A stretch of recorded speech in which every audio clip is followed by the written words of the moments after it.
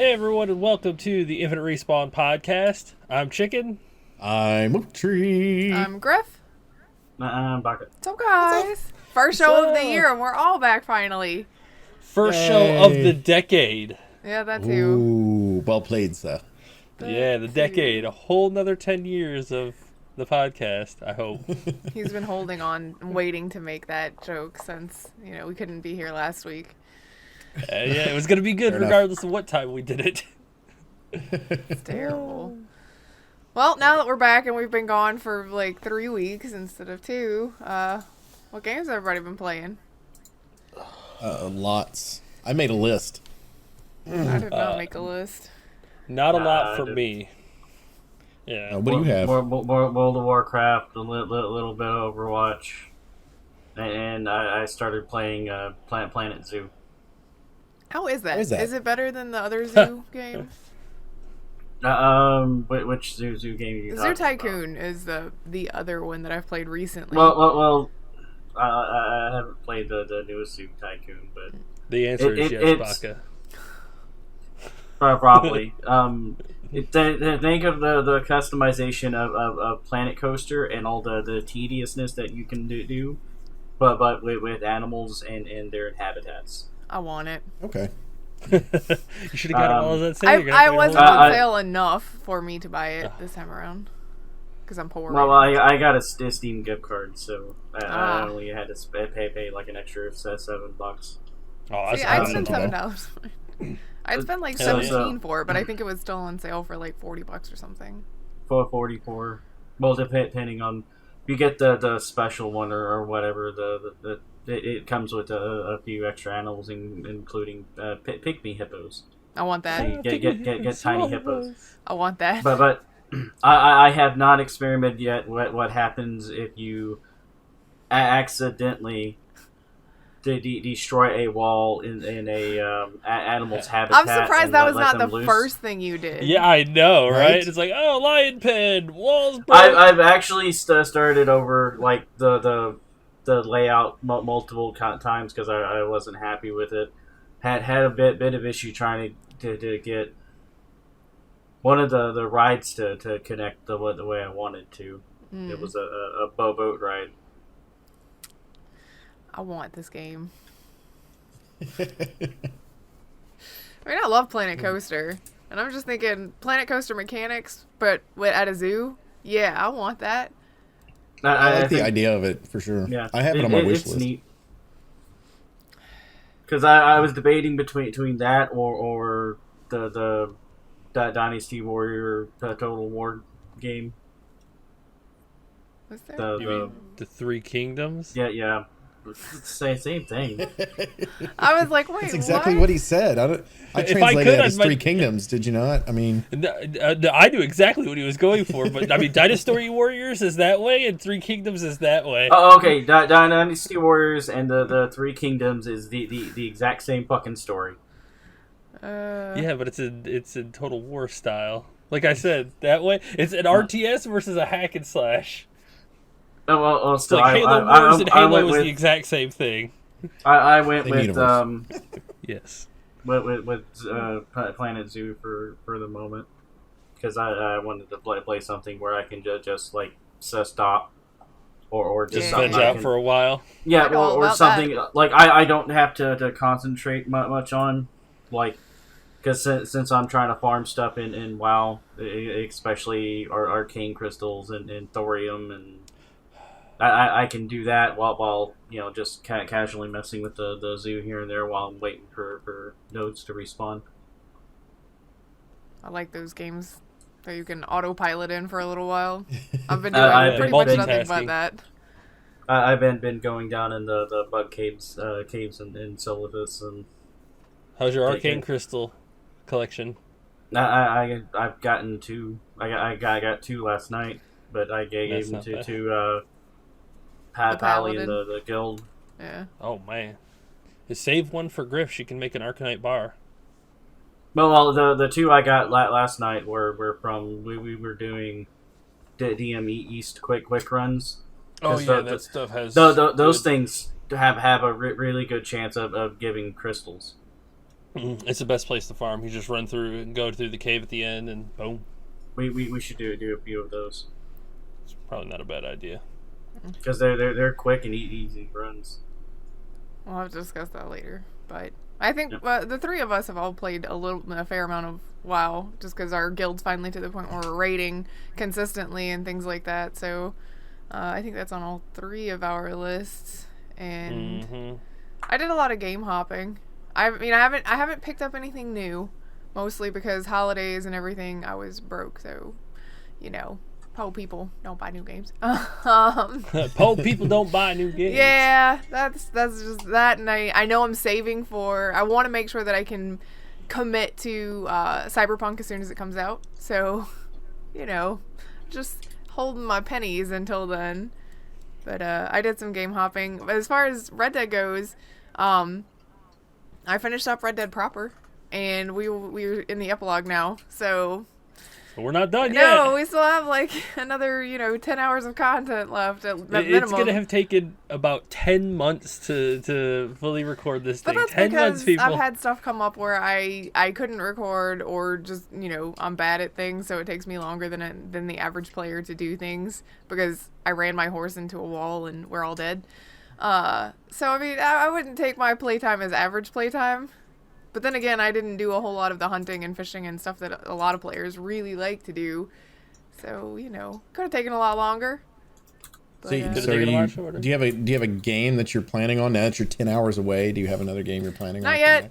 I'm going to figure that out when I get there. You're going to wait till you get to 5 hours away before you do that? Is that how it works? Wait till I get to, I'll be recording the last couple, and then I'll figure it out. Because honestly, I really don't know. This one's been such a commitment that I haven't really thought that far ahead yet, and I know I've still got stuff to do, so I'm kind of trying to just one thing at a time right now. So I did finish up actually just earlier today I finished up the first Mass Effect again and started the second one because I don't know, I just needed some Mass Effect in my life. Apparently a lot of people did, though. Like, it was their thing to start the 2020s is because I guess it's a decade later. I don't know when the first Mass Effect came out, so I don't know if it's just that everybody's... 2007? Okay. I didn't know if it was okay, well, it's a decade later and everybody's starting again, or what. But I will tell you, the graphics jump from Mass Effect 1 to Mass Effect 2, it was still a 360 PS3 game, but jeez... Yeah, but one was at the beginning of the generation, the other one's near the end of the 180p generation. potato quality, and then you jump up to, your nice... Well, you can at least play to in 1080p, 1920 1080, whereas it would not let you set the other one to that at all. That was like one of my favorite things when the Xbox One X and the PS4 came out is they showed what I think it was Call of Duty 2 that might have been the first one of the first games for the Xbox 360. And then they showed whatever the Call of Duty was for that last part of that last generation, and just showed the graphic quality difference. And it's just we were moving over from. There was a lot of growth with the 360 PS3 era that happened. I mean, they changed a lot. Well, but it's it's like I've said before, PC is a great animal because of the fact that you can play whatever you want basically, as long as it's not an exclusive. Well, you still could, but legally you can't. But what's great about consoles is the fact that consoles make us have to adjust and create new systems to give us the quality we're looking for and make them worth buying, right? Yeah. So I think that's what it helped do, is the fact that it allowed them to, for the beginning, they didn't really have an much of an adjustment, but by the end, they had already figured out how to create systems to put something on such a, at that point, archaic device. So, which I think is interesting. I've been enjoying Mass Effect. I'm looking forward to going back to Mass Effect 2 after we're done recording. Well, I've got to record a couple of Red Deads, and then I'll play for a couple of hours before I have to commit to stream time, so... Is there something you always do in those games? You have to do it. You can't change. You can't vary. With Dragon Age, I'd say yes. With Mass Effect, this is legitimately my second playthrough of it all. So, I mean, in this time I romanced somebody different, which is... I made a difference. But I feel like with Mass Effect, because you got your choices of Renegade and Paragon, I'm probably never going to go Renegade. Because I feel like Renegade Shepherd's just an asshole. And I just can't commit to being an asshole. That's basically what it is, right? Renegade is just, equals asshole. They just couldn't put that Well, I as mean, some people deal. really like playing the Renegade part of it because then your Shepherd gets to be all, like, snarky and I do what I want when I want to. And some people, that appeals, and whatnot because you don't have to follow any of the rules where if you're trying to be Paragon, some of it does kind of suck because you're like, I'm a stick in the mud because I hate fun because rules. I mean, there's one conversation that I will probably never change. What is that? Who, Baga? Apparently my alarm went off. But there's one conversation. Everything else was muted, but apparently not that. I hear somebody's in trouble now. Breaking news. Bye, guys. I'm dead. There's a conversation in Mass Effect 3, though, that I will never argue with taking a Paragon or a Renegade point for, because there's, like, a conversation about these Marines are drinking at the bar, and you have the option to be like, you have battle tomorrow or whatever it is, you don't need to be here drinking or, live it up while you can, because those people are probably gonna die. I'm not gonna be like, no fun for you on your deathbed, get out there, go to sleep. I'm gonna be like, but what if they drink. die because they're hungover? Then that's on them. They were gonna die anyway, probably. What? Wait, what? You people are grown-ass adults. You die adults. because you get hungover, but if you tell them not to, they're responsible. They go home, they get good rest, and they survive tomorrow. But because yo ass was like, I'll give you a little bit of a spoiler trash. here, chicken. Those people don't live. There's nothing you could do. That's a spoiler. Those people don't live. So. We're talking about the people that played this game for the very first time. They're like, oh no, my choice made them die. Then they find out, the next day they're gonna do it anyway. It's like, oh, yeah. That feels better. I mean, it's one of those things where it's like everybody here is probably gonna die. You might as well at least have one good night before you go and die. I agree with that. Not be a stick in the mud for that for a Paragon point. Which I think is a stupid thing to put a character trait point on. That's just dumb. Yeah, because it doesn't matter really which direction you go on that one. Yeah, the same thing. And I think that BioWare did a lot of that with Mass Effect, where it doesn't matter which choice you make, the outcome will still be the same. It's just how you made that choice, which I kind of don't like, but at the same time it does reinforce, certain events are gonna happen regardless of what you do about it. But maybe that was the whole point, right? Well, that's what I'm saying, is that's why I don't 100% disagree with them doing it that way. It just, I know a lot of people are like, it takes away my player choice. What's the point of my player choice if it doesn't matter? And it's like, because like life, not every decision that you make personally will affect the outcome of an event that's already set in motion. Well, Watch Dogs. Yeah. Well, that's one of the premise in Doctor Who too, is the fact that there's certain things that will always happen no matter what you do to change. Yep. The past. Constants and variables. Yep. Bioshock Infinite. Thank you very much. Mm-hmm. I do believe that in real life too. Like sometimes, no matter what you do, certain events are bound to happen regardless. Mm-hmm. So I think it's gotta learn to go. Yep. That's what I've been doing. I have several games that I played during the Christmas break. Of course, I started Raft with No Pants before we got done. Which Raft basically is me, him on a raft, right? Well, it's in early access. And so we reached the end of the early access part so far, like that part of the storyline. Okay. The saddest moment we had, though, was our batteries had died on our little sprinkler systems that help grow the grass on top of our raft where our animals eat. And we got back to our raft and all of our animals had died. It was very, very sad. But he wants to go back and play the game a little bit and try to get some more animals and farm, because now we have engines and stuff that we can just kind of go wherever we want to go, and hopefully we'll get the next episode of it soon so we can continue the storyline. But the storyline right now it's pretty cool. I'm really enjoying what they've done with it. I'm enjoying we finally got to see the bear that they keep showing in the trailer. When you first pops up a bear. And I don't know what it is. I don't know if it's because he's got a slight ping difference because I'm the one hosting the game, but I have no problems killing the bear. and he's like just slightly off and is unable to do what I'm able to do with. Like the bear doesn't even hit me, and he keeps getting hit by the bear. That sucks. And, yeah, it's a ping issue then. It's got to be a ping issue, and so, but it's like, it's interesting on how they do that system is the fact that, like, once you grab something, so let's say you pick up leather from killing the bear or killing another animal, you have to go into the research book that's sitting on your boat and put it in the research thing. You lose whatever that item is. So if you have one, let's say you have 5 items of it, you put them in there, one of them's going to go away. So it has, that is used in order to be able to research it, but then it researches everything that's available after that can be made with that product, which is kind of nice.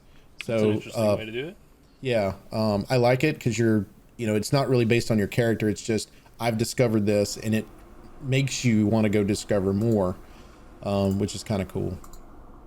So we did Raft. I finished Stranded Cells, which is basically Pirate Stardew Valley. It's the only way I know how to explain it. I finished it. It gives you a choice at the end. Do you want to complete the game and leave the islands that you're on? Or do you want to stay where you're at and just chill out and farm? And so I chose to leave because I was done. But they introduced a thing called the exploration update. And basically, one of the things they had in the game before is if you were walking, just generally walking, your energy would drop. But if you're running, it would drop faster. Well, they changed that to where if you're walking, it doesn't drop, but if you're running, it does. Same thing for rowing a boat. And then they increased how fast you can row a boat, basically running on a boat, right? Running on a boat to get there. But I really like the plot line on the game. I think there's a lot of improvement they could have done for the game. And if they get another update, I might start the game over again just to see what the updates do. But there's elements of the game that are really fun and entertaining. So I really liked it. I played Escape from Tarkov, which you can play it solo offline, which I recommend to learn. And I recommend buddies if you're going to be playing otherwise, because it is brutal. That game is not meant for the faint of heart. You better be ready. I do. Here's one of the things though. Like when you do if you do an offline mode, it gives you a choice. Do you want just as many bad guys as there are if you're playing online? Do you want it to where there's like a medium amount, or do you want it a low amount? So I did low amount because I was thinking, all right, because it gives you a range, right? 4 to 6 people or whatever for each one of the raids. I saw no one on low amount. Not one person. None. And I'm like, that's not okay. Like there needs to be something to, at least challenge it. But I enjoy it though. Like I think some of the mechanics they've added into that game are really cool. And I was watching hyper realistic. Yeah, but one of the things they did too is you can't just like drag which one of your clips you want to use over into it, pulling up the menu. They've got a system built in that'll actually do a drop down menu so you can click on it. So you don't have to go to the main menu to do that.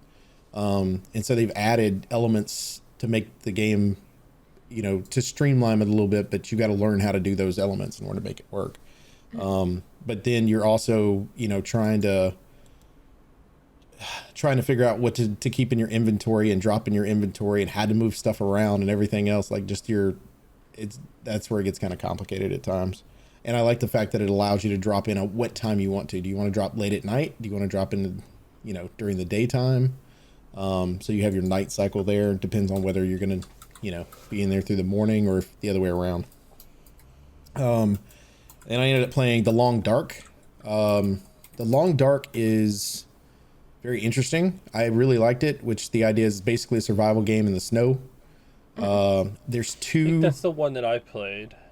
There's 2 versions of it. There's one that's like episodic, and then there's a version of it, and then there's the other one's like a little survival mode, basically, right? Okay, yeah. And I recommend I recommend anybody playing the game start in survival mode. Don't start in the episodic, because what I found out is that when you're starting to die in the survival mode, you can still see.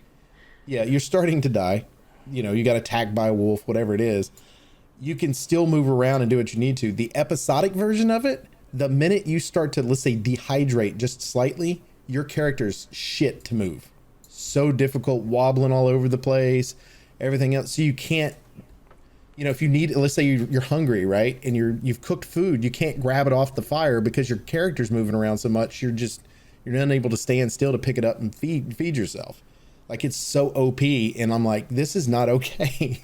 Like, this is so difficult.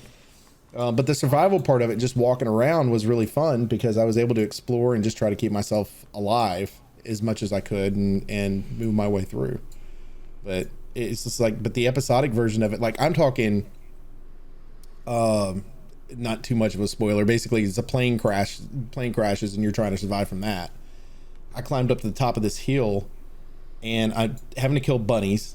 Oh. And in order, well, it's the only way you can eat. Oh. So it's a rough game. Yeah, so I had to kill bunnies. I had to figure out how to do it first because you're throwing rocks to knock out a bunny, and you have to get to the bunny quick enough in order to be able to kill the bunny, and then be able to cook it.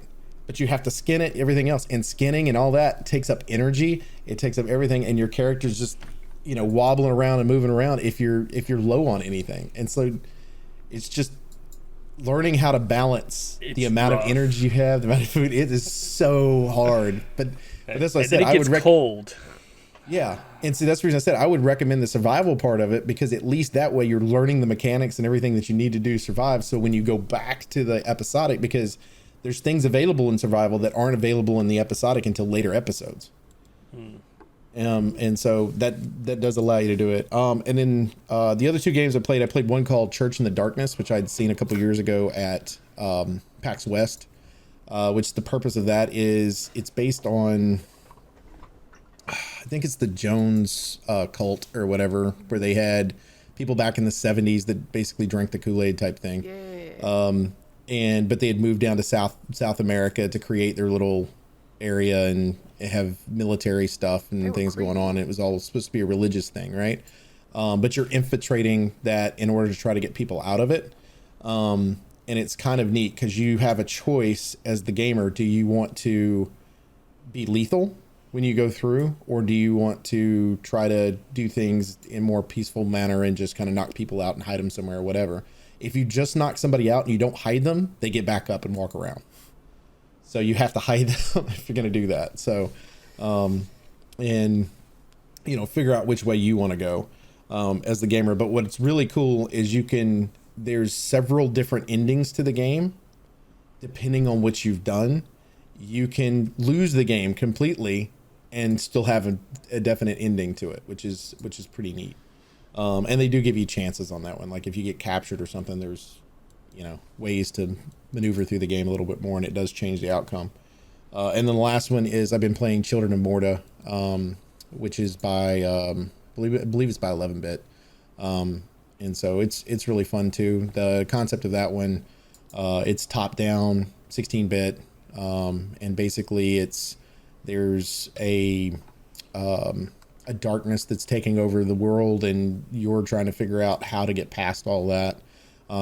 You've got dungeons as you go through. The dungeons do change if you die and you have to go back to the dungeons. The dungeons do change and then you can complete through those and maneuver through. I've played probably 4 to 6 hours of that game, but it's really fun. I'm enjoying the hell out of it because you have different characters that you can unlock as you go. The storyline goes, and the storyline continues to progress whether you finish that dungeon or not. When you get back to the house, you continue to talk about it, so it's pretty neat. That's all I got. Lots of games.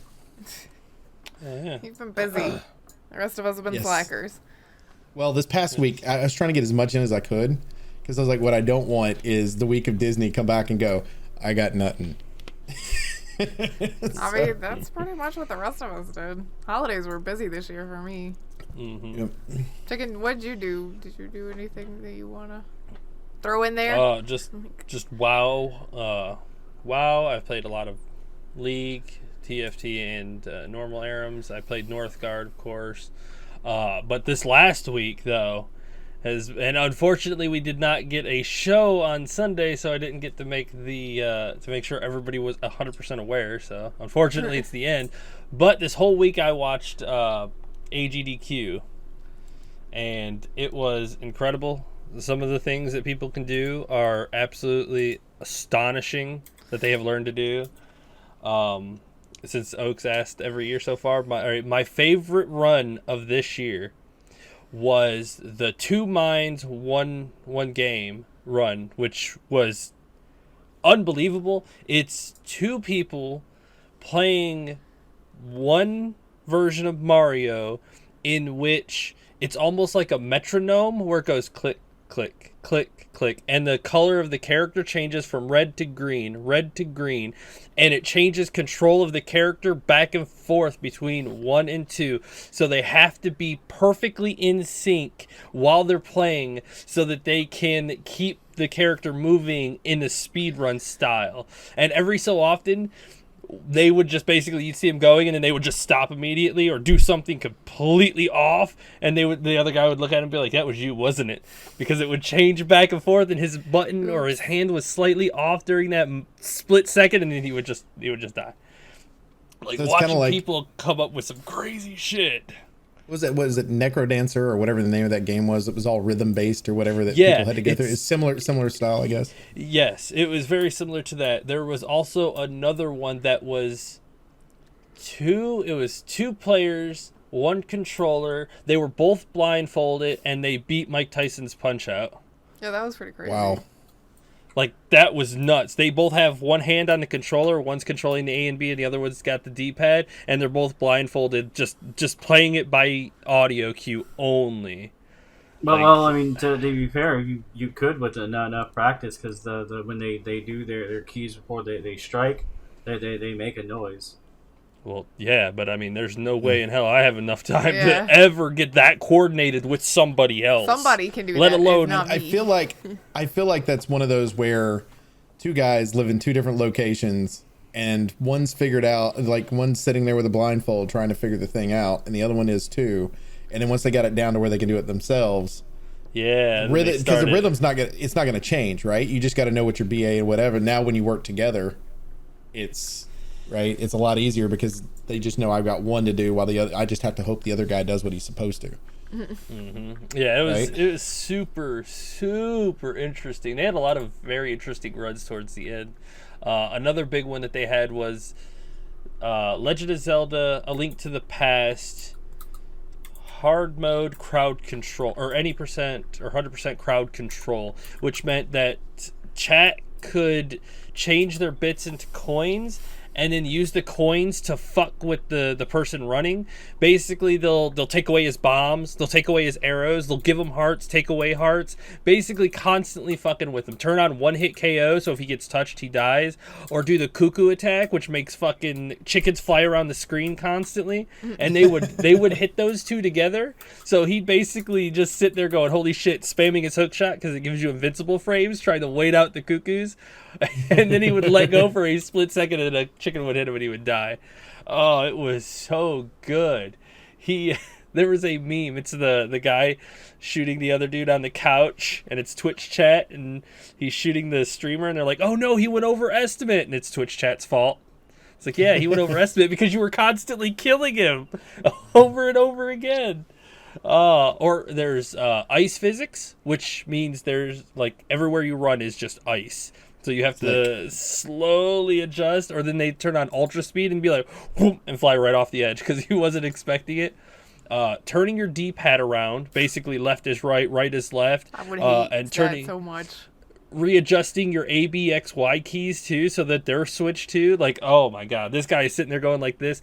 Years of muscle memory built in, literally just flips on you, and you're like, oh shit, no, like you can just This see- is what happens when you give internet power. They are trolls. Yes, but it's for charity, and it was 100% worth it. They raised 3 million bits and just constantly fucked with them. It was such good fun. And the last run they did was Bits called or dollars? bits. Yeah, bits. Which So translate throwing into change at people. $30,000. 300,000. Right? 300,000? No, it's Yeah. 30,000. 3 million. No, because because 1,000 is worth $10, right? Yes, So Yes, that would be so $300,000. $300,000. That's not too bad. That was a lot of money to throw at him. Well, technically, they were throwing it to charity, messing with him. And the last run that they did was called Metroid Prime Impossible. This was a ROM hack version of Metroid Prime that they made some guy made way back in the day, and this thing is so fucking hard that you just might as well not even play it. Like it is ridiculous. He made it so convoluted, so backwards, so difficult that just most people don't even bother playing it. Hence why it's called Metroid Prime Impossible. It's watching him run it was just nuts. The amount of muscle memory built in. And he said playing through it blind the first time was the biggest mistake he's ever made playing a video game. Because nothing is what it seems in that game. I mean, it's like one of the spots was like walls like this, and every pillar had spikes on it. So you just basically have to jump onto the spikes and use the invincible frames to try to get to the other side because there was no other way to do it. Just wow, ridiculously hard. And the heat suit that you're supposed to get early on, he put it towards the end of the game. So most of the game, you're constantly taking fucking damage. You have to do boss fights while taking damage constantly, so you're on a time thing, and if you get hit once, you're just dead. Like, you have to do everything perfect and flawless, and if you don't, you just have to restart again. Ugh. Watching that was just so stressful, even for the viewers. Like, you just see Twitch chat going, I have never been so stressed watching someone play a game in my life. But he beat it. And this guy's like, this is going to be my thing. The rest of us like, I don't know if my thing needs to even be me watching. I know, right? It's like, we watch for charity. But at the end, they raised $3,131,000. Which was the biggest amount they've ever raised so far, and it was. They continue to break the records, which I think is great. Every year they just break the last one. They just break it and move on to the next, which is absolutely incredible. It was 100,000 over what they normally like their last record, right? I think is what it said on the Twitter thing that you posted. Yeah, they smashed their other record. It was like 3.1 million or 3.0. Nearly 100,000 over our previous record. Yeah. Yep. It was incredible time. They had all sorts of different games. I'm sad I missed the awful games block because some of those games are just terrible. Like, did somebody do Resident Evil 4? Yes, they did do Resident Evil 4 this year. I watched the whole thing this time. That was a lot of fun. And I know how to do all of that, but he did New Game Professional. So he ran through the game because he made a very valid point. Since Resident Evil 4 is based off of an algorithm based on how you're doing, it'll up or lower the aggression of the mobs. If you play it on the hardest mode, they're always max level aggression so that you can always read their movements because they're always going to do the same thing because they're always max aggression. So it's easier to work around than when you know what they're going to do. So you do it enough, you got that shit down. Does it make you want to start playing it again? Oh man, I'm still on the leaderboard, so I don't think I need to. Not that one. I might go back to play Resident Evil 2. But speaking of Resident Evil 2, my sister-in-law beat the whole Resident Evil 2 series. She played Claire's side too.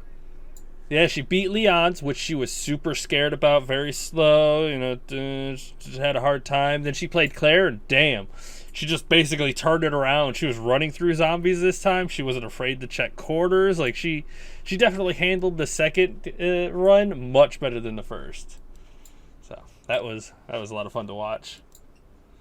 Told her she's going to have to get ready for Resident Evil 3. But that's going to be a whole different ball game. She doesn't want to play Resident Evil 3 because Nemesis is going to be more scary and unpredictable than Mr. X was.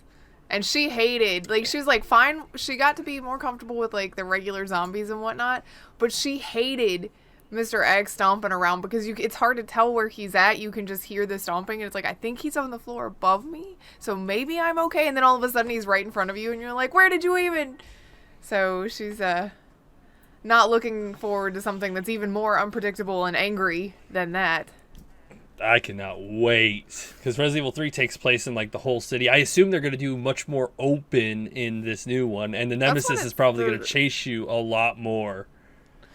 And he's fast too. Like that motherfucker's going to just put on his running shoes and just chase your ass down. No. And he uses rocket launchers because he wants to kill you. He needs to be more dangerous than being fast and angry. Oh, there's also rumors that he's going to be coming with a flamethrower this time. Some bitch is going to burn this whole city down. Let me just play the game as him then. You know? I don't have any interest in being one of the good guys. Just give me the flamethrower with the scary AI. And I will definitely be streaming that one, so I cannot wait to get that game. April 3rd. It's a Friday, so I'll probably stream it Sunday. You'll have to wait all weekend to play it. Oh, it'll give me time to download it and then stare at it. It'll work up the anticipation. Yes. Oh, another great, incredible run in there was a guy ran 5 Fallout games in a row. He beat Fallout 2, Fallout 3, Fallout New Vegas, and Fallout 4 in 2 hours and 15 minutes. Which sounds really impressive until you realize that he basically glitched his way, like in Fallout 4, he glitched his way straight into the Institute and blew it up. Like, that was it. It didn't take that long. That was not what he did. He actually had to build the teleporter, which was the longest part of that whole thing, is that he had to build the damn teleporter. Yeah, but then you glitched your way to that, because that's, like, literally one of the last main missions in the game. Yeah, exactly. He glitched his way, or he had to do a bunch of... But that's the whole point of, like, a lot of these speedruns are... I'm just saying, it's one of those things right? where it's like, it sounds like it was, you know, of 5 million games, but really some of them took like 2 minutes to do because you can do this, and this, and it glitches you through this, and then you win. So, which is that's the reason I like the no glitch stuff. Like, because y'all had asked me once before about Outlast, which is, you know, you can beat the game in 15 minutes if you glitch, but if you can go through the non-glitch and still beat the game in pretty quick time, to me that's impressive, because then you're dodging, you know, a big boy and everything else. You're trying to keep moving and doing what you need to do. I'm curious what the record for Outlast is. Unglitched. Unglitched, like you undo it. Well, not or any percent no glitches run, which I will find out here if you want to continue discussing other things. Well, yeah, but then we'll get away from your chat about AGDQ and it won't matter, so. I guess that's true. It's true.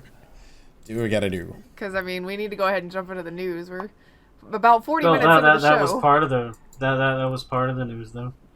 That's true. That was part of the news. 50 minutes and 44 seconds. Glitchless. That's taken about... Beat it in less...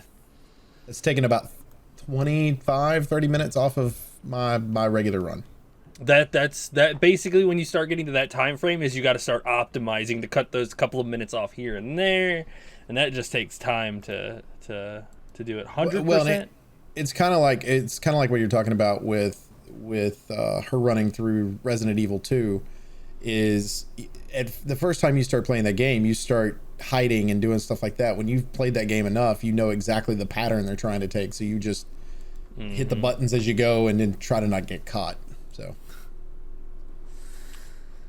because a lot of time, unless you're playing on like the hardest mode on there where it's one hit and they kill you, then but you can learn the patterns on the smaller ones and then go from there. True. Yep. True, for sure.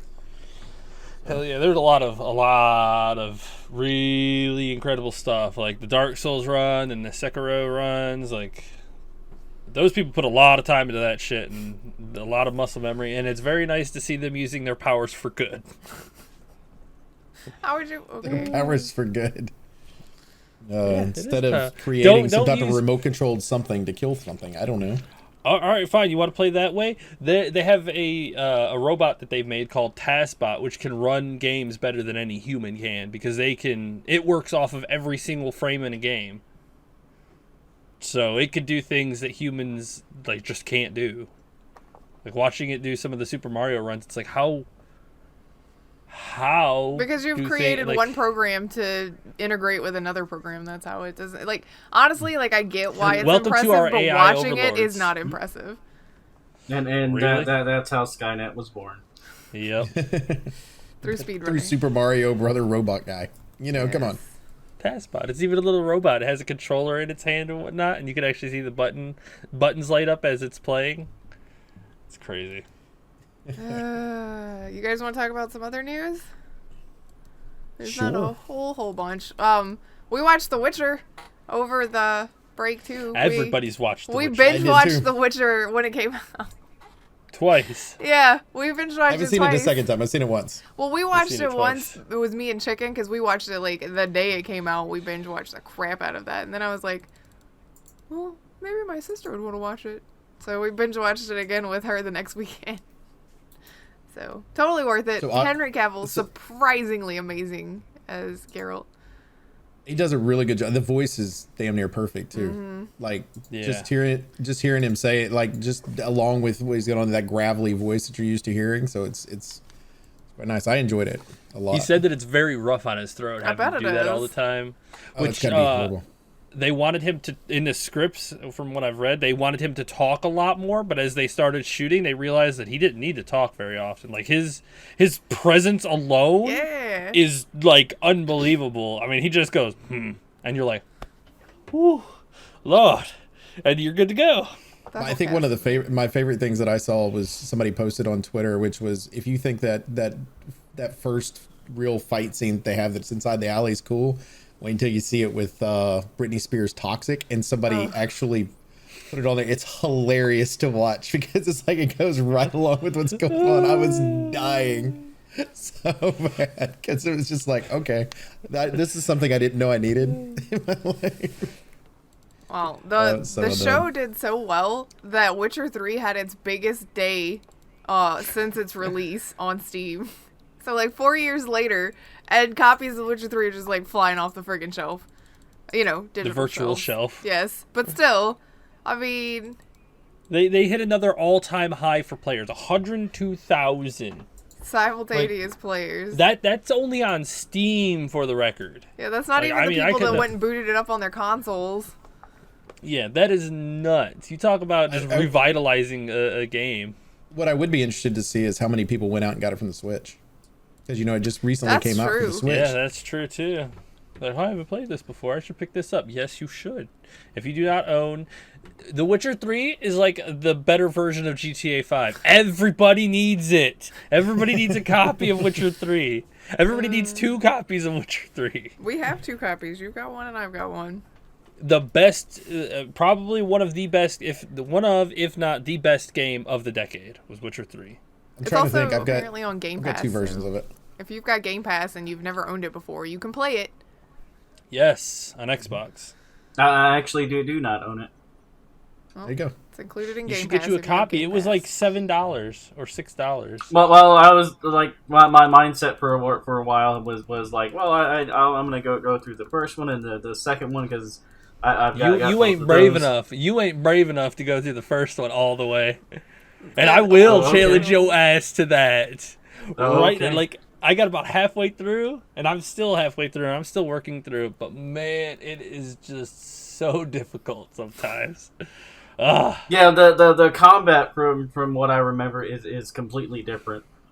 But like the very first one I played, what was 2, and do you remember, and I enjoyed that. And but Two yeah, has a great the first intro one. too.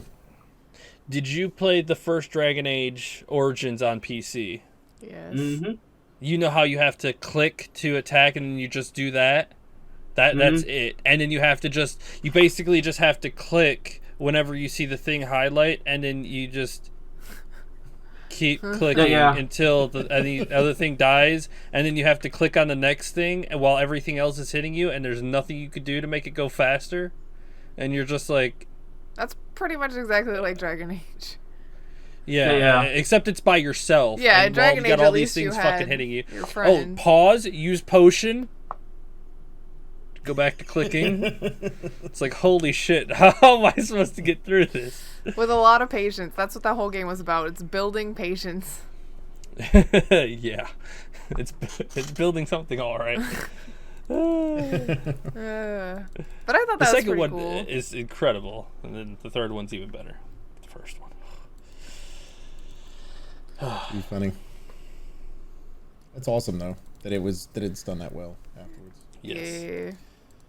Yeah. Which, Well, since we were talking about older games, let's talk about a movie that's supposed to have been come out like 7 years ago and still hadn't come out. Or Probably however long it's longer been. than that, because originally Nathan Drake was going to be played by Mark Wahlberg. That is true.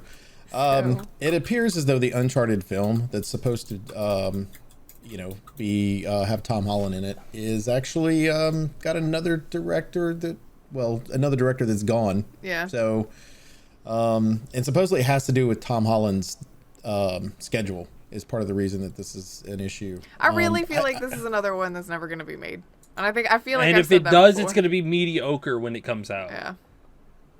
I feel like. Go ahead. Go ahead. My guess is that by the time that they actually get a director that can commit, Tom Holland's going to be busy.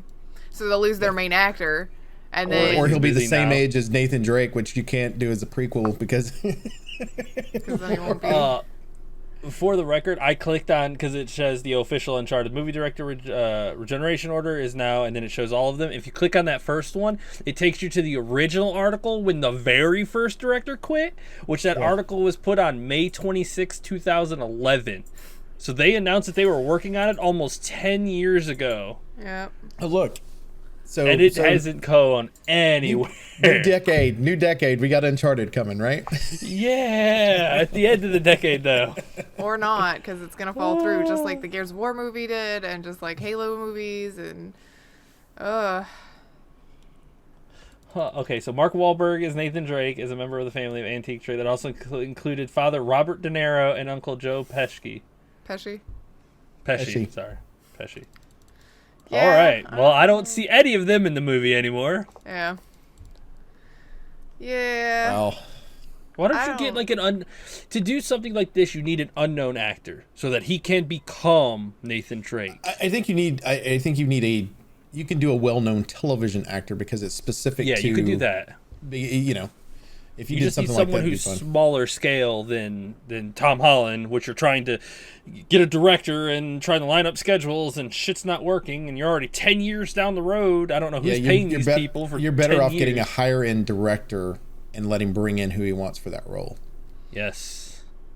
Yes. Because I mean, if you turn around and you're going, "Oh, Guy Ritchie is doing this" or whatever, everybody's like, "Oh, well, he's got a following, right?" As a director, it's just whether you like him or not as a director. But but if you turn around and you went, "Okay, well, this is going to be a Tom Holland movie," that doesn't necessarily make it good.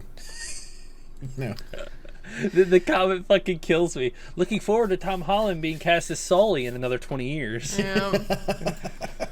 See. Whoa, you get to still be in the movie, but now you're a little too old to play Nathan. You get to play Sully now. Aw. Okay. Well, I guess. So the best Uncharted movie we have now is still the fan film. I mean, but that one was pretty perfect. It was That pretty awesome. was. Hell yeah. I wish we could time travel and get young Nathan Fillion to play young Nathan Drake. Oh, man. That would be so good. That would See, be solid. stuff like that is why deepfakes in movies will eventually be a thing. Yep. Well, I mean, if you haven't seen, I don't know if you've seen The Irishman yet. That's on Netflix. But it starts off with like young Robert De Niro, young Joe Pesci, that type of stuff, and it's so freaky to see in that age. So technically, we could do that. You're going to have to start trademarking your face. This mine. You can't use my face unless you rent it from me. He Well, rented.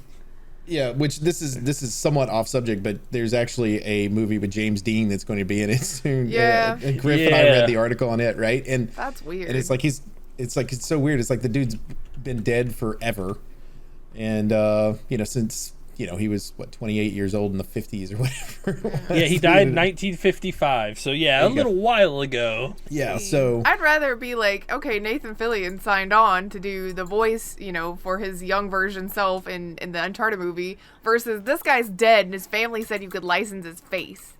Like, It's like, that's weird. It's like the movie that Will Smith did recently with his normal and then his younger self was Gemini. That's fine though. Yeah, He's still like alive that and actually signed on looked for the pretty project. fucking well.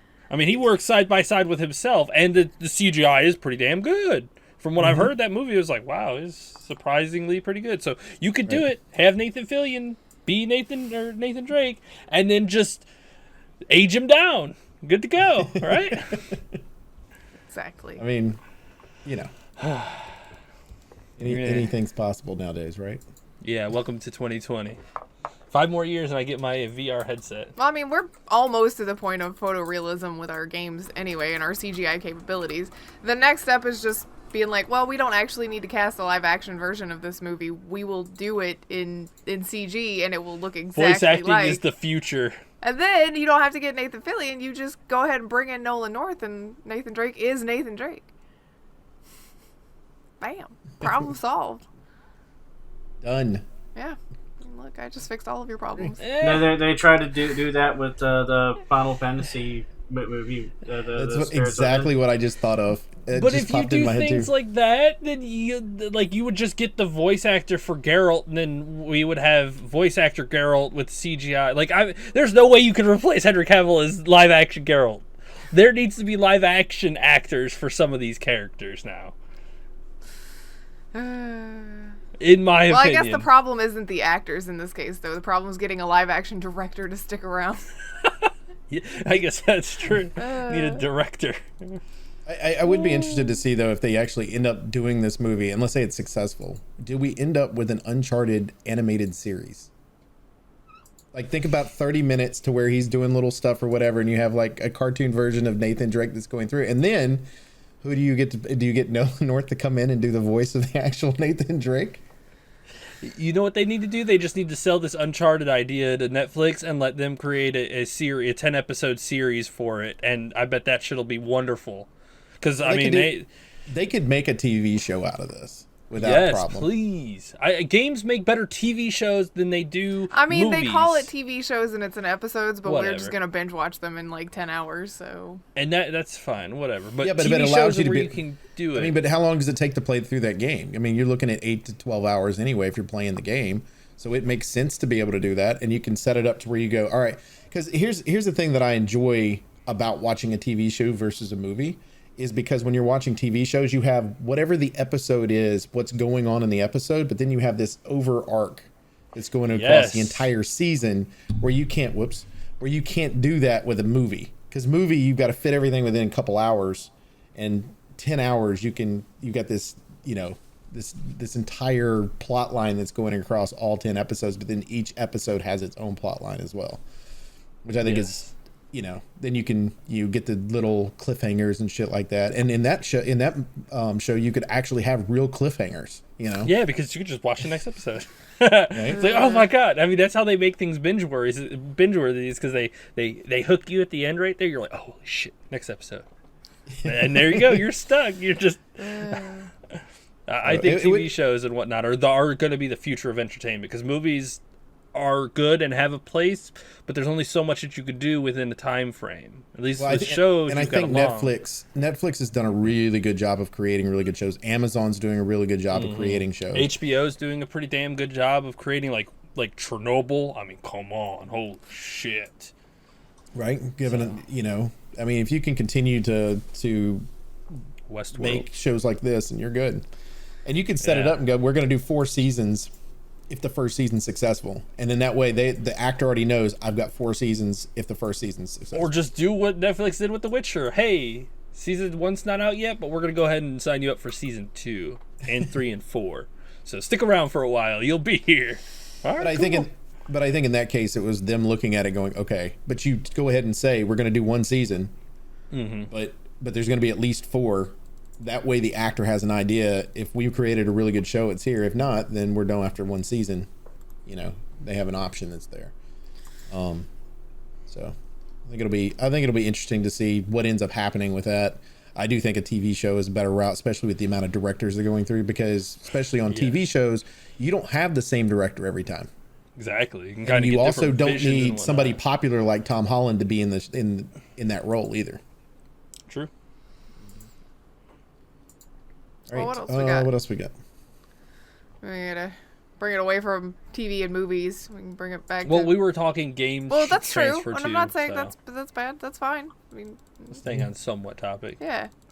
You can talk about some other industry news that isn't directly game related. which is Respawn's Vince Zampella is now going to be in charge of DICE LA, I guess, but DICE Will nonetheless. oversee EA's DICE LA studio. Yeah. Which to be fair, that guy has earned, like, basically he came in and was like, yo, EA, this how we do it. This is how we do it right. And they're like, Well, okay. wow, okay. No, look, all right, can you people fix are this? buying your single player game. Yes. Surprise, surprise. And now they're like, can you save them? Can you help them? Can you help please? us? Is what Help. it is. Help. But that's gonna be. And I think it's interesting because they're the Battlefield developer, right? Yeah, I think so. And so one of the things that Battlefield's always been battling against is against Call of Duty, right? And the fact that Call of Duty has gone away from that single player. They gave us a good single player this year, it just wasn't long enough. If Battlefield was actually able to give us a really good single player, which they have pretty good single players, right?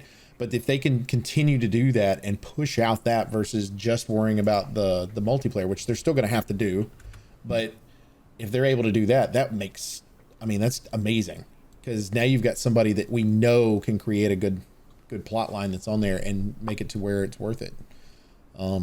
And so, but I do think it's interesting too, because they're talking about DICE LA rebranding as well. Yes. I do find it pretty intense that he is going to be helping rebuild, reshape DICE LA while overseeing Respawn at the same time. Like they gave him a huge promotion. Not only do you have to watch your own company, you now have to help reorganize another one. So I mean, I think it's interesting they call him head coach. I'm sure at his own company, he's got people he can trust with certain things. So. Yes, well, I'm sure he's got a lot of people have confidence in him, and he's got Well, and I think restructuring inside of EA is probably what needs to happen anyway. Yes. And in the industry in general, because here's what happens a lot of times. You have a lot of things going on, and the only person that knows what's going on, like in this case, EA, is the vampire. Is Andrew is the only person that really knows what's going on with the rest of the company. Where you can have a person that's, if you think of him as a regional manager in a way, right? So he's set up to be able to take care of two, and then eventually maybe add a third to that, and then he just oversees and makes sure all those projects are to the vision that they need in order to be able to push forward. I think that's a better way of structuring, where I think that EA and Activision and these companies have gotten too big for their britches in a lot of ways, and that's the reason the quality is not where it needs to be. Where I think Nintendo has always had, your heads have always been right involved with whatever was going on, and I think that's kind of what these companies need, and it's a good direction for EA. Maybe eventually. He'll blow up the bunker and let the people escape from the sports part of it. But that'd be nice. Run, run, let him go. But the vampire's there going, no, get back in your cave. That's why you do it during the day. He can't come out. Right, yeah, he can't come out and help. But I think that is. I think it's a good move on their part for that, and especially the success he's had. And I think we're all pretty positive if there's going to be a Titanfall 3, it's not going to be anytime soon anyway. So it does allow for him to push forward. I think we're more likely to see another Star Wars game from them than we are to see like Titanfall 3. So I don't know. Maybe. Titanfall 3, or there's rumors that the next Battlefield game was supposed to be another Bad Company game. I could see that too.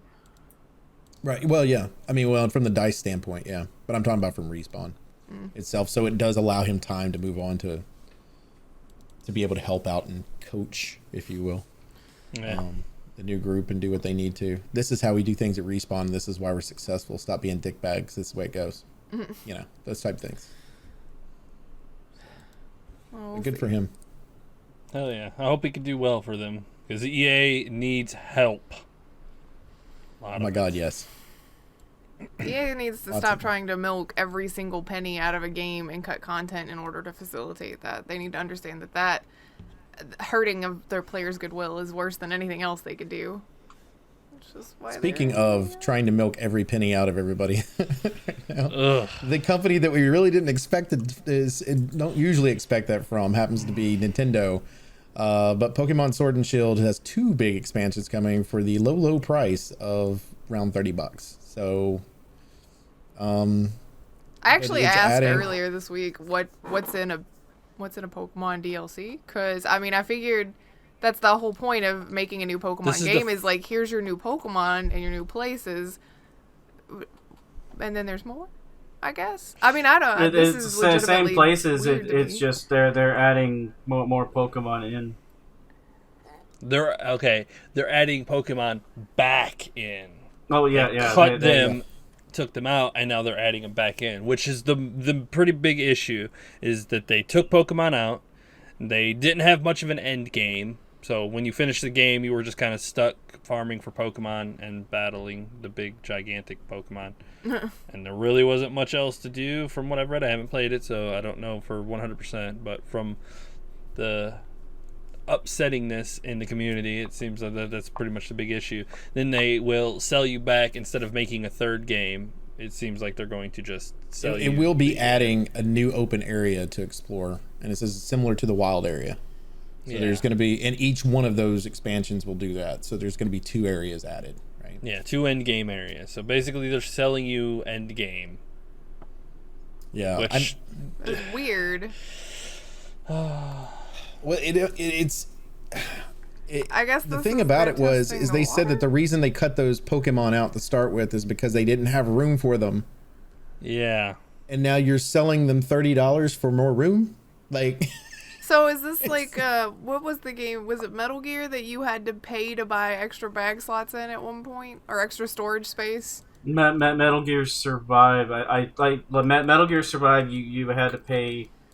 You got your character slot for free, and then every other character slot you wanted you Yeah, had to that's pay. what it I think there was something with bags too. Yeah, that seems weird. We couldn't fit all Yeah, of they- these they into were- your base game, and instead of patching them in like good guy game company later, just sell them to you, money bag guy. Yeah. Yeah, I mean, a lot of the comments too, it somewhat civil, which I'm a little shocked by.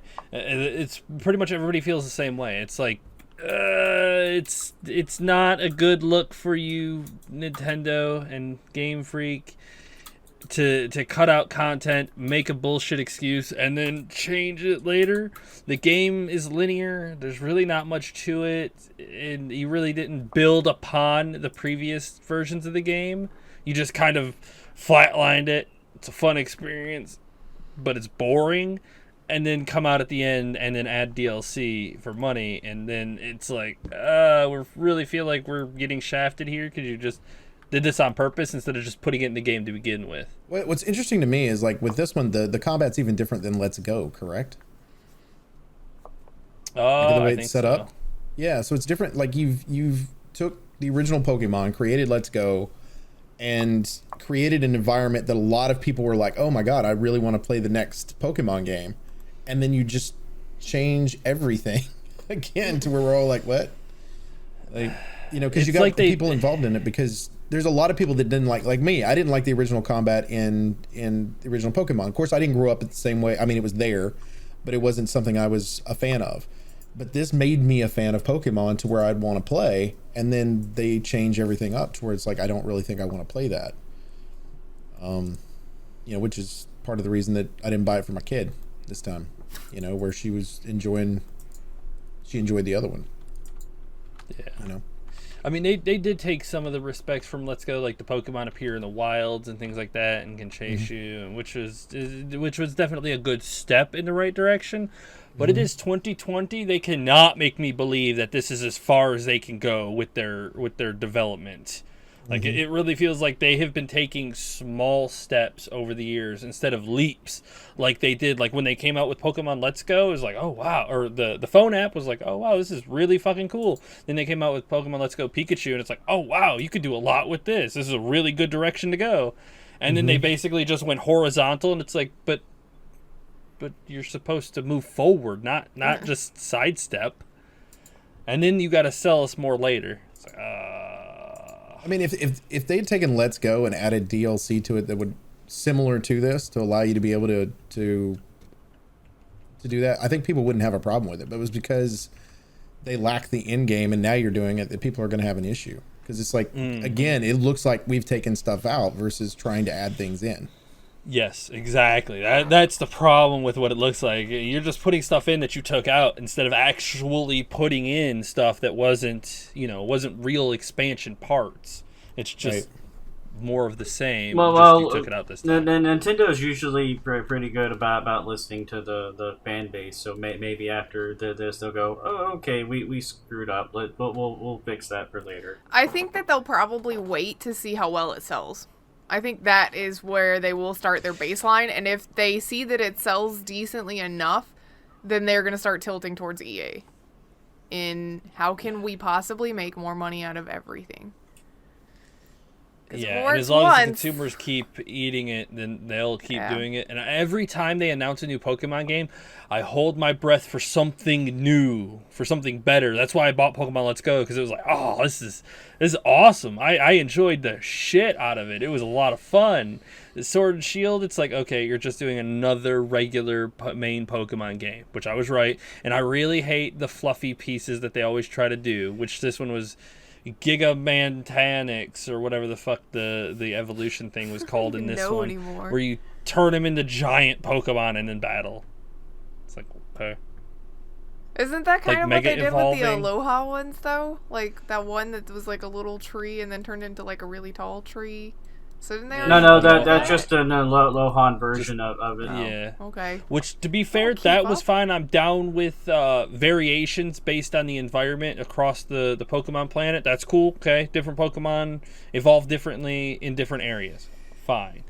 But that game was awful because you didn't even battle gyms in that one. You just went around and did like training exercises, and then they're like, "Good to go. You're a good Pokemon trainer." It's like, where's the challenge You of are that? the best. Congratulations. Woo woo me. But I didn't Everybody's have to the compete. best. Yeah. So We're all the best that ever I- was. I'm just waiting for that day that I get the perfect Pokemon game. One of these days. I don't care if I'm like 50 or 60 years old. If it finally comes out, I'll buy that motherfucker. Pokemon on MMO where you have to go online, you fight other players. I have been dreaming of that for forever. You know, somebody Wouldn't that created be that nice? MMO that was But a legit one, Decent. like 3D, like World of Warcraft, but Okay, think of like Skyrim size in the Unreal Engine multiplayer where you have like all the other trainers walking around and Pokemon freely pop up out of the grass and whatnot. Let me And tell you. they like put You know them what you like in a call little that? dome when they're Hold on, battling. Hold on. It's Pokemon Go, because basically what you described is what we're doing with Pokemon Go when we're walking around in the wild. It's we're doing Pokemon Let's Go. Let's go.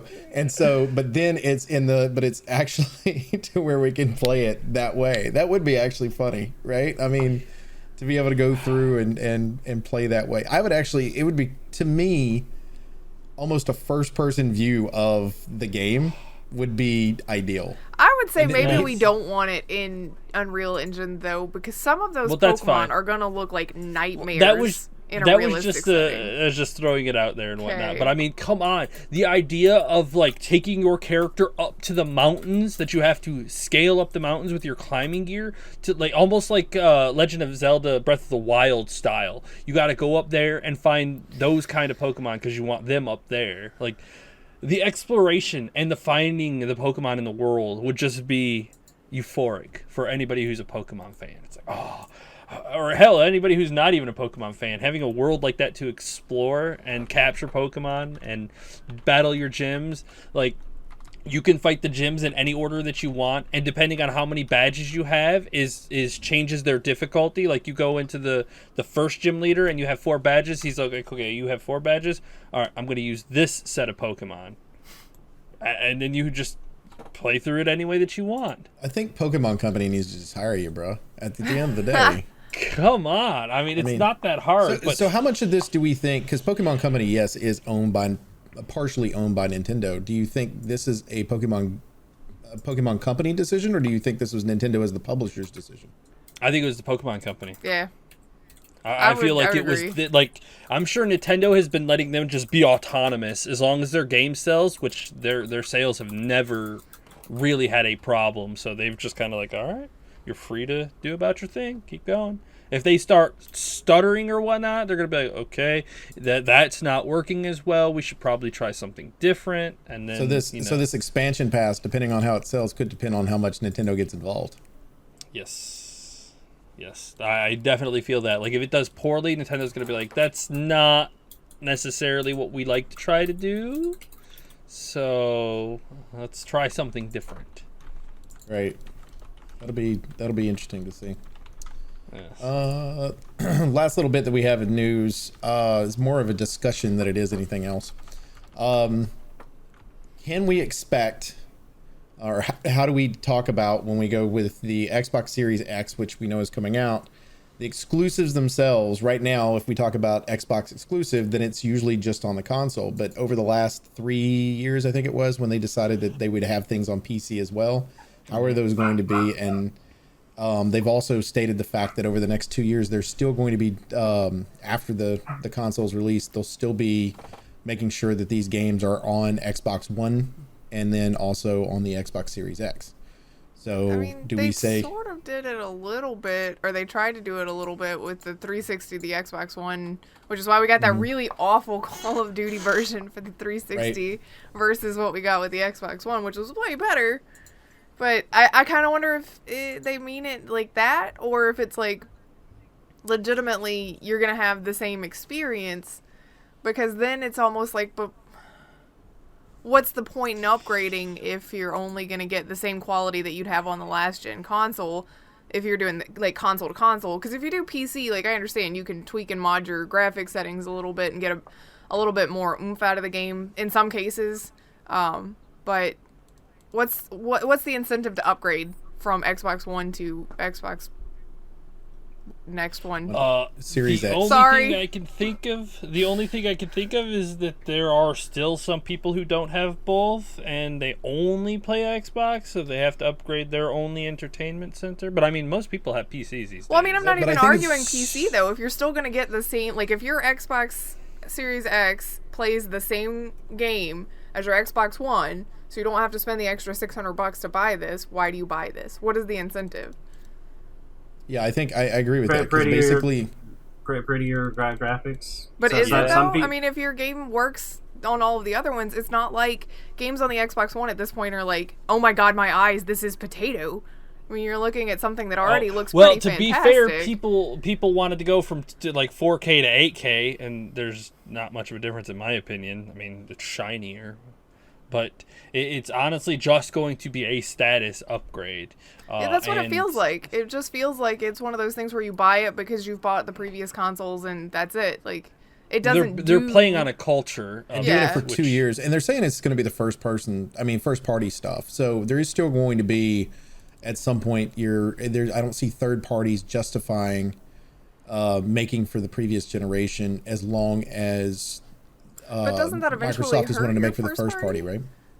Because, I mean, eventually your first party games are going to be held back by limitations of your old system that your new system isn't bound by anymore. So you're having to, I like, think if you could know. show people the difference, I think there's a difference there. Because right now, if you look at it, like I have an Xbox One X, so it does give me the 4K capability, but some people use that and some people don't. But even then, it still boosts the graphics on somebody that's running it in 1080p. If it doesn't, and then it's a possibility you're gonna have to show me the difference. Why? Like, somebody that just has a regular Xbox One, let's say a day one Xbox One, is not going to get the same quality as they will out of an Xbox Series X. Where somebody like me, I couldn't justify buying the new one if it's going to be the same quality. You're going Yeah. to show me why. well, and even With that, load times even. Which is why I think the next 2 years thing is what they're playing with. They're going to do 2 years. They're And going then to be they'll be like, like, all right, you're gonna have to- everything. Well, everything plays across everything, but look how nice it looks over here. And they're going to have 2 years to constantly show you how much better things look over here than you do. They're not going to take away your ability to play over here, but they're going to constantly show you and tease you with stuff from the new console that they'll be able to be like, oh yeah, and then eventually the other thing I think you can get people on too is if you turn around and that emulator system that they currently have to be able to play 360 and original Xbox games, if it upgrades in some way on the new one. To where you're playing the game and it looks the best it's ever looked for that particular game. If I'd argue that if you're playing the Xbox One games, you're probably playing them like on the, Xbox. If you're playing the original Xbox games on Xbox One, you're probably seeing them as about as good as they're going to get without full remaster.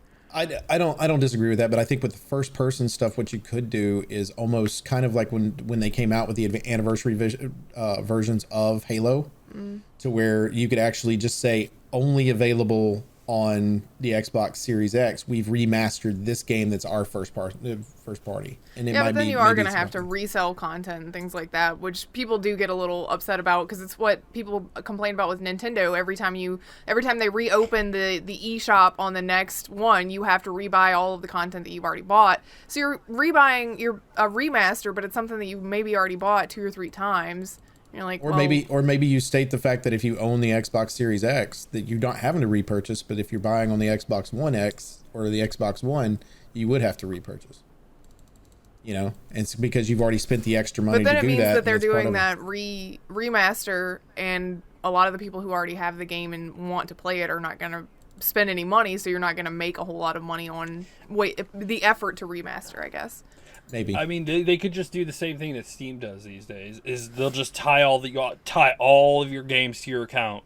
And since the Xbox Series X is going to be a streaming console, if you own it, you can just play it, regardless of what it is. If you own it, you can play it on your Series X. You'll just stream it to your new console. But it doesn't change the quality. So again, why do you buy? Well, it'll change the quality because it's almost like a convenience thing where it just puts everything you have into one little nice box, and then you could already do that. Assuming that's how you do it. You have your stuff on Xbox One, and which would be where you're moving it up from, instead of tying your original Xbox account that you made 1 billion years ago on the original Xbox. It's not bringing that stuff forward. It's only going to be able to bring forward the things that's already in its database, which would be your Xbox One console and maybe things that you bought on the 360. So you've probably not got a whole lot of. I mean, you're already moving those things over theoretically, I guess, is what I'm saying. Right. Yeah. I mean, the only reason you ever upgrade consoles is just because of power. It's the only thing. But that's the thing, though, is you're just theoretically upgrading for power, but everything that they're going to make for this console will be able to play on the lesser one as well. Yeah, so you're looking at 2 years before people are going to end up buying this unit. And then 2 years, do people buy it because PlayStation 5 comes out at the same time, and they're like, look at our big, strong muscles that we've got. Look at all of our new shiny graphics and things that we're going to allow you to do, like our solid-state drive that we're putting in. What are they offering you? The same things that you could buy on your last-gen console. So I think that swings people to buying PS5s, and then when Xbox X or X Series, whatever... Xbox finally Series has a reason for you to buy it. It's 2 years down the road. You've already committed your money to the PlayStation. So I think that could hurt them in the long run. It's almost a old school view, because if you think of, like, even when the PS3 came out, PS2 sales were still really good, and part of that was because you did get some of those games that were duplicate both ways, but they would look better on the PS3 than they did the PS2, and I'm not sure how much longer it was before they decided to discontinue the PS2 , but it was a good while after the right? PS3. I thought so too. I think halfway through the lifespan. Right. I mean, it was a good long time, because PS2 had a great library, and then and I think with this, you're looking at, you need to create something new that's worth buying, first party. I mean, the other thing. Thinking about it, since they'll give themselves a 2-year buffer, like everything that comes out right at the beginning of the Xbox Series X is going to be comparable to the Xbox One. But goes back to what we were saying earlier, right? As we all know, though, is that as you are committed to the next series of consoles, the games just get better and better. But the Xbox One is just going to stay the same, and you will see that gradual improvement from the Xbox Series X. And by the end of the 2-year mark, the games will look so much better that you won't be able to compare it, and you'll See, I think over. they're making a poor business decision if Halo Infinite is available on Xbox One and available on Xbox Series X, because you're saying that's your launch title. Yeah, it just seems like they're not worried about it. Like, it's like, oh, whatever. We're gonna sell all of these. Will sell eventually, but we're not worried about pushing them all immediately. Right.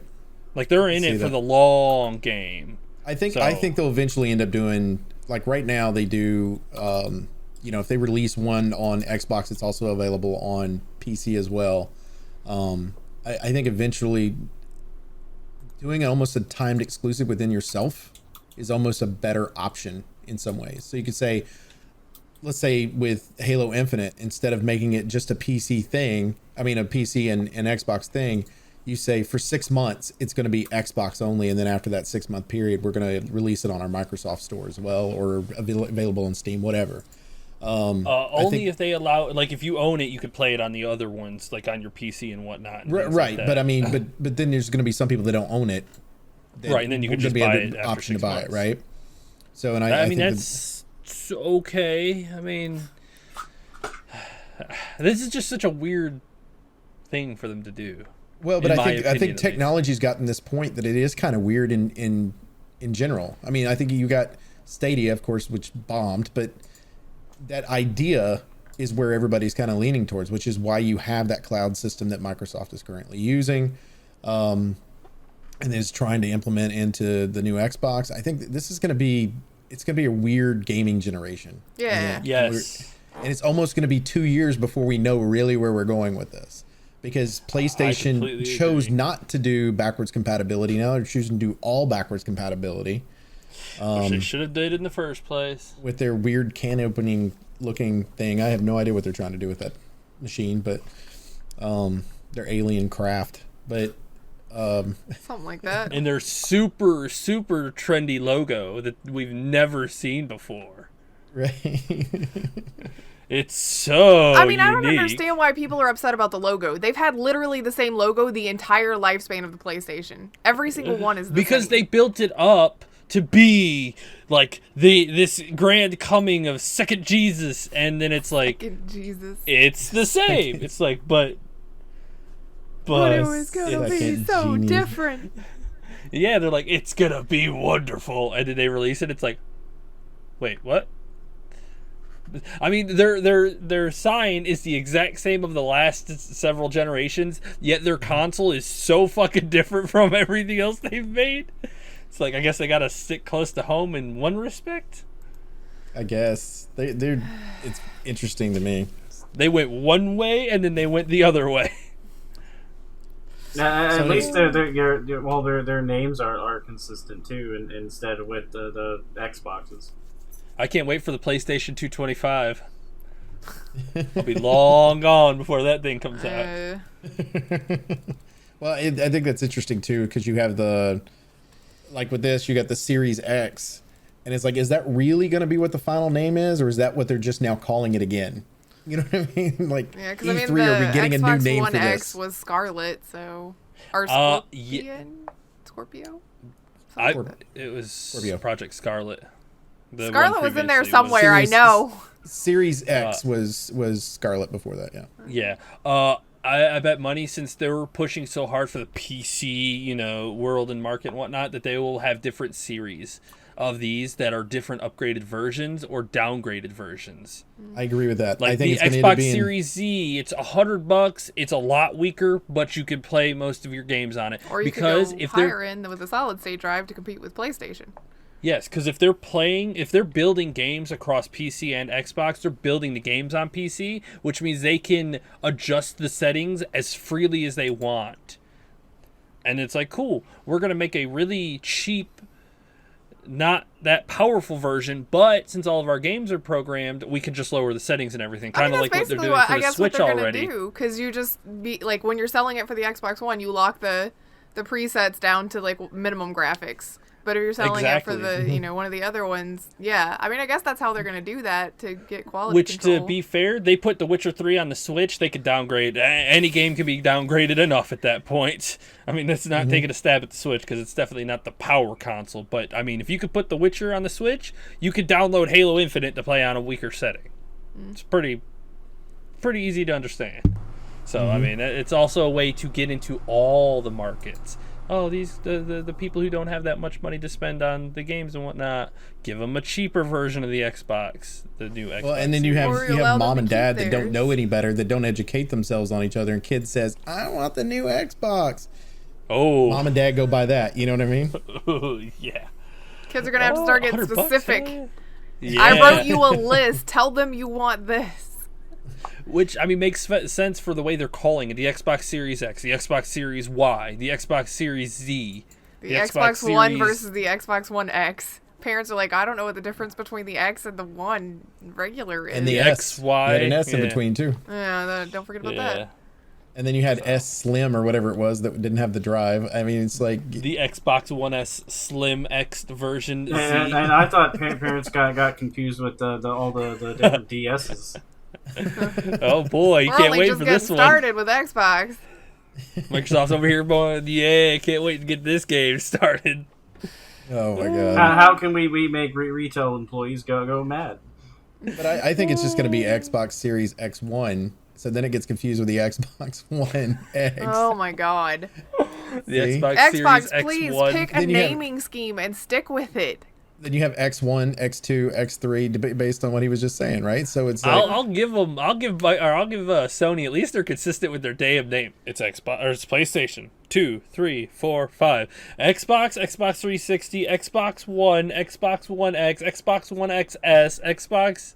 the thing that messes with me Xbox on this one Series is X? because well, you think about it this way. The thing that messes with me on this more than anything is the fact the reason they went with the X was they stated because if you think about Microsoft when they came out with Windows, they skipped 9 Windows and went 10. to Windows 10. And it was to keep everything in line. So then you could turn around and go, now you got X. You could do X2, right? X3. Like you have a whole series set. Instead they went Series So X. they're gonna skip 11. They're gonna go straight to Xbox 12, X10, X2. I mean, what are they Then gonna it do turns for the into a next Final version of Fantasy game, and we're always Microsoft But if you Windows? think about it, if they're thinking Xbox One X that's their pinnacle. That's their highest they got with an Xbox One, right? Mm-hmm. Okay, so now you got Xbox One X. They're calling this Series X. Don't be surprised that at E3 this is called the Xbox X2. Oh my Because I god, have you're a- right. It's gonna be the X2. It's gonna Garbage. be an X2. Garbage. Oh, I hate it. X2. Thanks, I hate They're it. trying to be creative with console names like Nintendo has, but Thanks, I they're hate it. failing at it. Yeah, I'm definitely thinks I hate it. At least Nintendo is like you have Sony on one hand, which are consistent, and then you have Nintendo on the other hand, which is creative, and then you have Microsoft going. "Nee." They're trying to play somewhere in the middle. They're like, well, we'll keep the Xbox, but we'll be creative with the Yeah. other parts. We want you to Yeah, they're identify just that it's throwing Xbox, but we don't want you to be able to readily identify which Xbox it is. Well, this is Yes. Xbox's Wii U. This is what this Yeah. is. That's what it's gonna Yes. be. It's like it's confusing, I can right? feel it. Uh, Yeah, This is the definitely. Wii U where people I are like, mean, "Wait, is that some type of add-on to the Xbox?" I don't feel get bad it. for you for next holiday season already. Like Yeah. I'm preemptively sad for you. Working just in print retail, out a like, side fuck before it that. even releases and be like, we have none. We're out of and then every put a Xbox you giant- could ask for. Put a giant 10x10 poster next to you Or and put just be a like, sign that says, if Yeah. you cannot tell me the exact one you want, I will not help you. Bring What, your the child with Xbox you. One X Series X XX. No, that's porn. You don't want that. Well, that's what it'll end up being, right? You got X2, and the next one's going to be X3, and that's exactly the meme Oh, that's going to yeah. go It's along triple with X. that. Oh my god. It's the porn box. It's gonna be the porn. Oh God, So, there's gonna be they're Pornhub's sitting- gonna the trademark porn box. Yeah, and so now what's going to end up happening is you'll have somebody in discussion will have that, and the fact that there's going to be an X3 if they do that. Now they got to switch the name again Oh my to god. keep that from happening. Just go So I ahead guess and they skip can us go forward and let's. XB3. No, we're just gonna call this one the Xbox 720 and be done with it. Just gonna go back to that. Uh, Oh my god. I mean, just call it, because you're promoting your 8K. Just call it Xbox 8K. Boom, done. Could have called Xbox X 4K. ugh. 4K. At least, and then you'll have None of these are whatever's good. next, 16K or whatever. Xbox has ruined its naming scheme. Yes. Damn it, Microsoft. Oh my god. What were you thinking? Oh wait, you weren't. I feel like it's an all-out tradition though at this point. I feel like it's a meme inside their company. Ooh, what kind of crazy name can we come up with this time? What name will be the most confusing for anybody that wants to try to buy this? And to be fair, their code names are good. Scarlet, Like Scorpio, I would have totally just bought something called the Scorpio. The Scarlet, Xbox I'm Scorpio. cool with that. The Xbox Scarlet. and then you buy do the red look. Yeah, you do an Xbox Scarlet Edition, right? And then it's actually red, and then they go back to the black for everything else. So it's a special edition that you have to. I mean, come on. That's the big Come on, brain. you gotta get your forehead out of here, man. We're not big too brain in highbrow. here. That's too highbrow for Microsoft over there. Oh my lord! Speaking of getting out of here, we should probably do that. Right? We're an hour and a half in, Yeah. folks. Welcome That's back, what happens when you everybody. have a show New for show, 3 new year, weeks. new us. New decade. Come on now. You only get to say Oh that my for God. this year. That's already And driving you have to me wait insane. until 2030. I hate you. This guy. Why do we keep him around again? Oh yeah, you're married to him. Got it. We do appreciate everybody that hangs out with us each and every week at Infinite Respawn. As always, we can check us out on Twitter at InfiniteResPC. You can check me out personally at MDB Oaktree. Check out Griff. At Griff Slanham. Check out Chicken. Idle Eat Chicken 313. Check out Baka. Baka Pickle. Also, make sure you go to Griff's YouTube channel where she has finished part of Red Dead Redemption 2 and is starting the epilogue. So you should have caught up during the entire Christmas holiday. I'm not gonna lie, that should have been what happened. Look, you want to so see me now try you're way really behind. hard not to cry? You just watch those last few videos, and I tried really hard not to cry. Don't worry, I feel the same way whenever I play Final Fantasy X. It's like, Get back in there. Like that guy from... I'm not crying. Yeah. Good. We're sorry. Am I the only one who didn't cry at the ending for 10 or something? Probably. I don't even think Griff has played it, and I don't think you do Oak has realize you're played it. redheaded and have no soul, right? I'm just Yeah, I know, right? It's called emotions, Baka. It's okay to have them. We're human. It's one of the main parts of being human. he's like meh. You're human? Oh yeah. All right. Also Very make sure you go to twitch.tv/EliteChicken313. Chicken, what you got this week? We'll see if I start streaming at night again. But otherwise, it will be Monday through Friday playing Darksiders Genesis. During the day? During the day. Afternoon, Okay. yes. Afternoon streams because I've still got plenty of time. What in the time do your afternoon. afternoons start? They usually start around noon. Noon Ish. Central, 1 Eastern. So, and I usually go for about 4 or 5 hours on afternoon streams. So I've kind of, since it's my slow season, I've shifted to afternoon streams instead of night streams for now. And we'll have to readjust accordingly later. So Awesome. enjoy it while I Also can. make sure you go to mixer.com/NDBOaktree where I will be back Monday, so the day this is released. Probably Monday during the day and then Monday night. So should be fun. Woo, woo. All right. For Infinite Respawn, I'm Oaktree. I'm Griff. I'm Chicken. I'm Baka.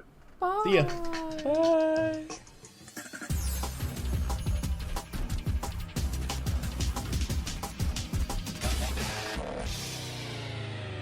Please hang up and try again.